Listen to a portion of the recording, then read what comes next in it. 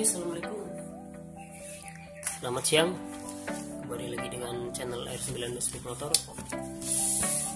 Kali ini saya dapat kiriman speedometer PCX yang blank dari salah satu teman bengkel di daerah Pekalongan. Ini kita coba unboxing dulu lah.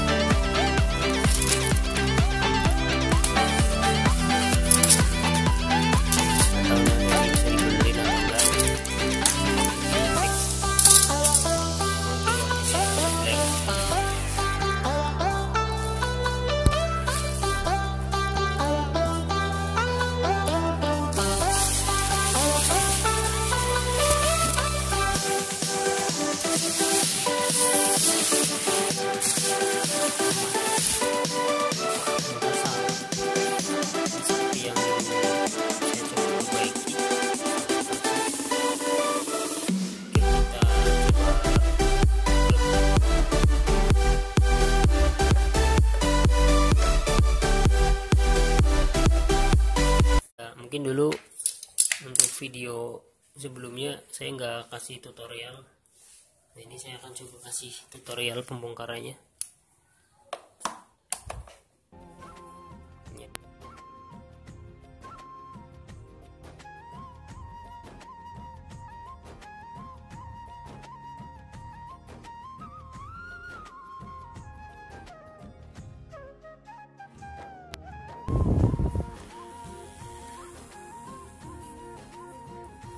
Oke, ini buat teman-teman biar tahu, ini kaki negatif, ini jalur negatif. Jadi kalau kita mau tahu dari jalurnya itu, ini yang ada tanda plastik ini sebelah kanan, ini kaki nomor 3 dari atas, ini masa. Kemudian kaki pertama sebelah kiri ini dia positifnya 12 volt. Jadi kita lihat, jadi jarumnya cuma blank, dia nggak mau nyala, cuma nyala lampunya aja. Kita matikan. Nah, dia cuma ngeblank lampunya aja.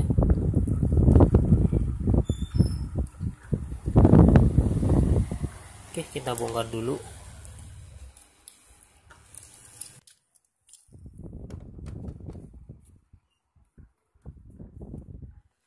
Coba bongkar. Masih ada bautnya lagi.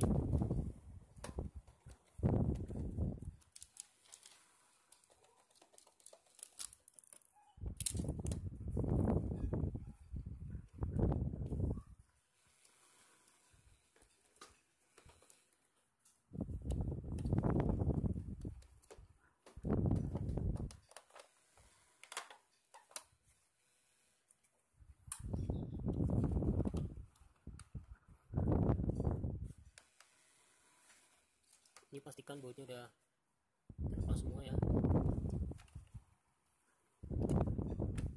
Bisa lepas. Ini ada beberapa pengunci, ini yang warna hitam. Nah, ini kita renggangkan ke atas. Nah, ini renggangkan dan nanti kita tarik.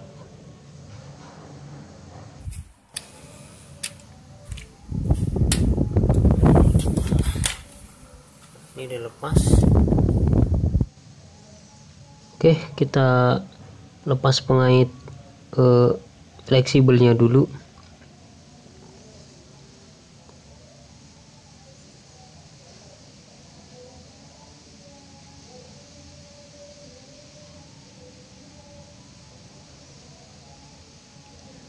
Nah, di sini kita congkel bagian bawah, ini sebelah sini, congkel ke atas, kanan kiri. Nah, ini kalau udah ke atas, udah lepas penguncinya, kita tinggal lepas fleksibelnya pelan-pelan, kita tarik ke atas. Nah, ini udah terlepas. Setelah ini kita buka bagian ini indikator speedonya atau angka yang hitam. Nah, di sini ada pengunci, sebelah kanan kiri ada pengunci. Kita lepas dulu ini. Nah, ini agak keras.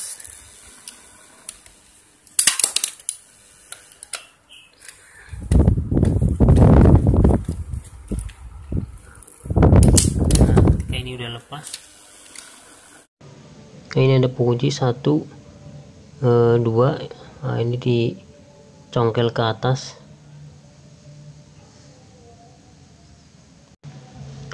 Oke, kita congkel ke atas kanan kiri. Nah, setelah itu kita dorong ke depan sambil kita tarik congkel ke atas. Nah, jadi tinggal dorong ke depan, jadi kita lagi bagian belakang keangkat, depannya tinggal didorong. Nah, ini ada pengunci 1, 2. Nah, ini pengunci yang di depan. Oke, ini sudah lepas LCD-nya. Nah, setelah ini kita lepas jarum speedonya. Bisa pakai congkelan tools ada, cuma ini kebetulan saya nggak bawa, jadi kita nanti coba pakai sendok aja.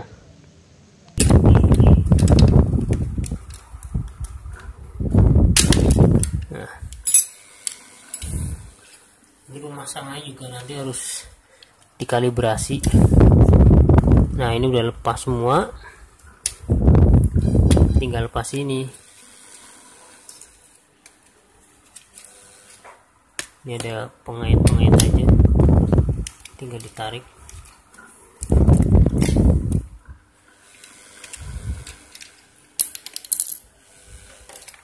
Nah, ini jangan sampai ketinggalan kalau mau masang.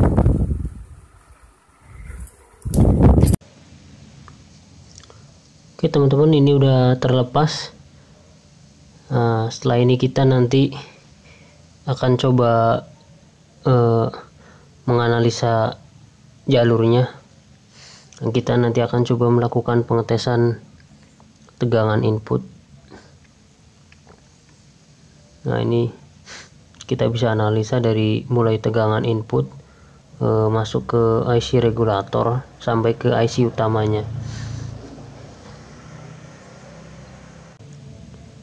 Sebelumnya, untuk speedo yang terendam air atau kena embun, itu baiknya kita bersihkan dulu rangkaiannya pakai thinner. Jadi dikuas pakai thinner dulu, terus dikeringin. Habis itu baru kita bisa analisa jalurnya. Oke teman-teman, nanti kita akan coba mulai analisa jalurnya. Jadi pentingnya kita mengetahui elektronik dasar itu biar kita tahu mau mulai pengecekannya itu dari mana. Jadi kalau kita nggak punya dasar elektronik, ya kita nggak paham nama komponen, fungsinya, kita pasti bingung mau mulai pengecekan itu dari mana.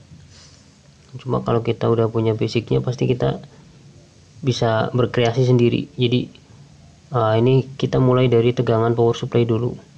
Nah, power supply itu biasanya ada elko besar. Nah, itu ya, elko besar itu terhubung dengan power supply utama.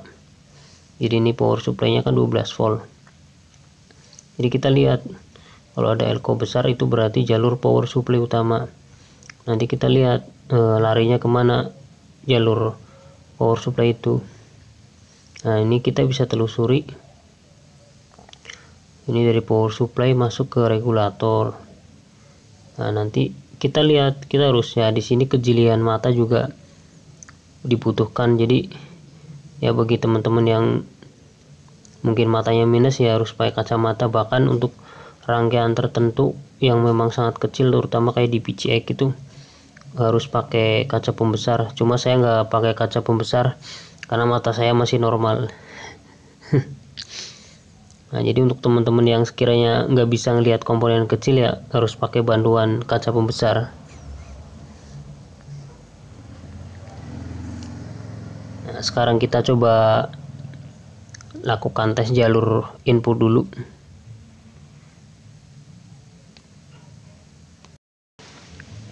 Oke, ini setelah kita pasang power supply, untuk kita ambil skala tegangan DC.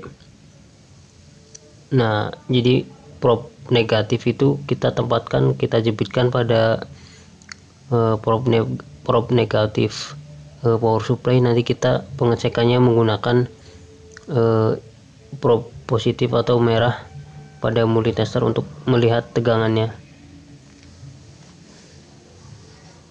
Nah, ini kita pastikan IC-nya nggak panas. Jadi kalau IC-nya dingin, itu artinya masalah bukan di IC kemungkinannya. Nanti kita bisa lihat jalurnya dulu. Nah, misalkan kita jalurnya nggak terlihat normal ya. Jadi kalau kita cara pertama itu kita lihat jalurnya dulu ada yang putus nggak. Nah, kalau misalkan nggak ada jalur putus ya kita harus, atau nggak kelihatan, kita harus analisa dari mulai tegangan input sampai masuk ke IC-nya. Oke, kita mulai cek tegangan power supply-nya dulu. Nah, ini kita lihat tes. Nah, ini tegangannya 11,6. Ini kita lihat tegangan innya. Nah, ini tegangan ini udah masuk. Ini kita telusuri. Nah, ini arahnya kemana? Nah, ini masuk ke regulator. Nah, ini kaki regulator. Teman-teman bisa lihat di sini ada regulator tegangan. Jadi untuk masuk ke IC itu tegangannya sekitar 5 volt. Jadi dia melewati sebuah regulator dulu. Nah, dari sini masuk, kita telusuri jalurnya, dia masuk ke regulator. Nah, nanti kita lihat di input regulatornya ada enggak. Oh, ini ada 11 volt, jadi jalurnya nggak putus. Kita cek outputnya. Nah, ini outputnya. Nah, ini outputnya 5 volt. Nah, jadi untuk jalur regulatornya itu nggak bermasalah. Ini kita telusuri. Dari sini kita telusuri lagi. Jadi dari regulator kita telusuri. Di sini butuh ketelitian. Kita telusuri jalurnya dari regulator sampai menuju IC-nya itu sampai enggak. Nanti teman-teman bisa telusuri sendiri jalurnya. Cuma ini kecil jadi nggak kelihatan.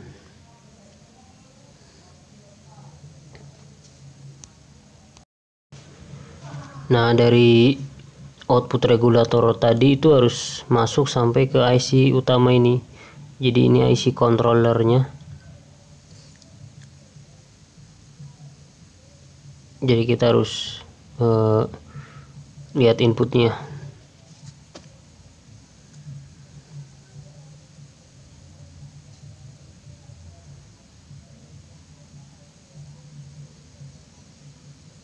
Nah, di sekitar sini. Nah, di sini inputnya harus sekitar 5 volt. Nah, di sini inputnya belum sampai, jadi kita harus telusuri jalurnya.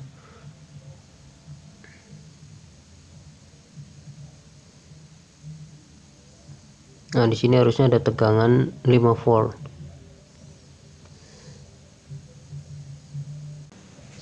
Nah, dari sini teman-teman harus coba telusuri jalur dan komponen yang melewatinya. Apakah ada komponen yang korslet atau tidak, itu harus ditelusuri dulu.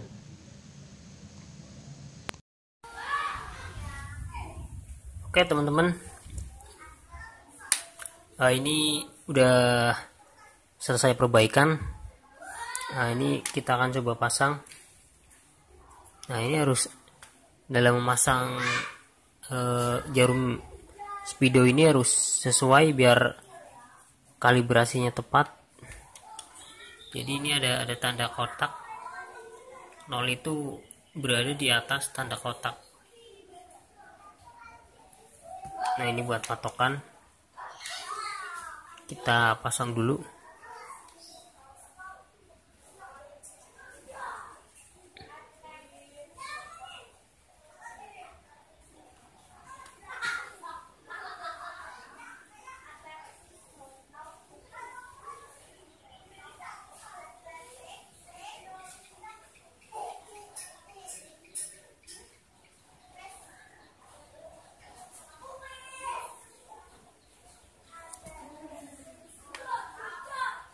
kemudian kita coba nyalakan dulu. Dia jarum akan kalibrasi. Nah, biasanya kalau kayak gini udah layar udah mau nyala harusnya, kalau LCD-nya masih oke.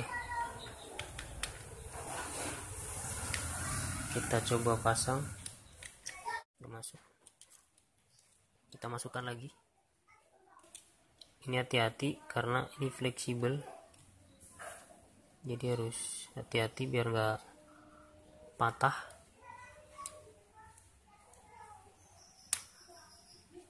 Nah, ini sudah dikunci.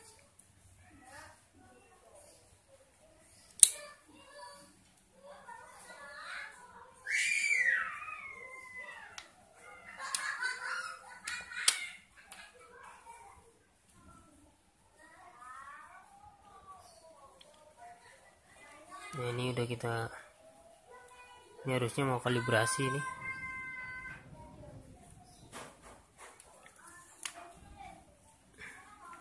Kita coba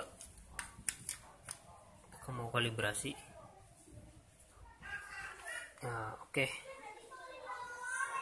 Ini sudah mau di angka 0 ya. Nah, ini ada penguncinya. Nah, kalau mau buka ini, teman-teman harus ngelepas ini dulu. Nah, ini nanti dibuka dari luar, karena ini ada pengunci. Dibuka dari belakang. Ini ada penguncinya. Nah, sama di sini, terus di sini. Ini ada beberapa pengunci. Oke, nih udah selesai kita rakit lagi. Coba tes lagi.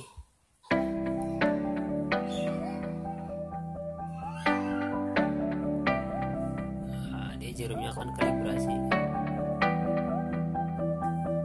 Oke, udah normal lagi ya.